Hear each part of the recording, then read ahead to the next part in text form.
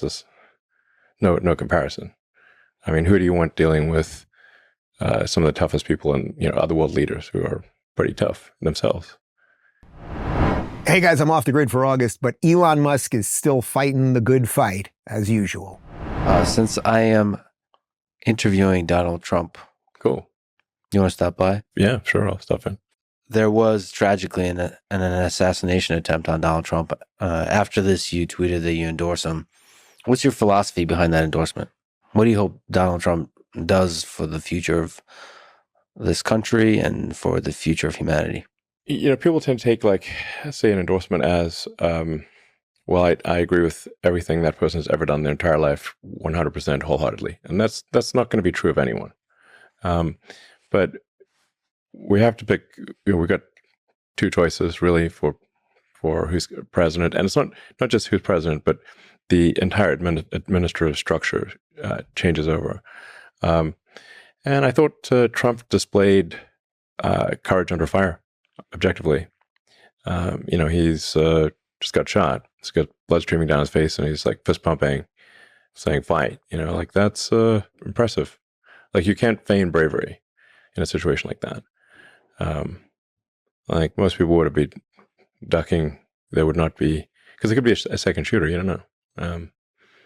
The president of the United States got to represent the country, and they're representing you. They're representing everyone in America. Well, like you want someone who is strong and courageous to represent the country. That's not to say that he is without flaws. We all have flaws. But on balance, and certainly at the time, it was a choice of, Biden, poor guy, has trouble climbing a flight of stairs. And the other one's fist pumping after getting shot. This is no comparison. I mean, who do you want dealing with some of the toughest people and, other world leaders who are pretty tough themselves?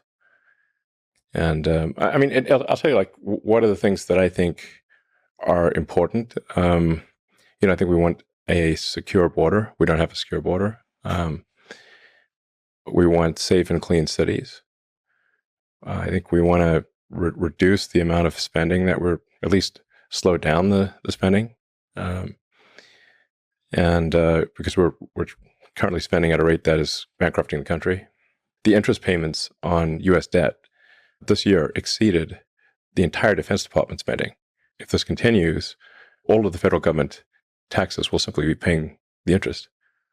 And you keep going down that road, and you end up, in the tragic situation that Argentina had back in the day. Argentina used to be one of the most prosperous places in the world. And hopefully with Milei taking over, he can restore that. But it was an incredible fall from grace for Argentina to go from being one of the most prosperous places in the world to being very far from that.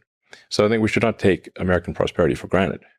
So we really want to, I think, we've got to reduce the size of government, we've got to reduce the spending, and we've got to live within our means.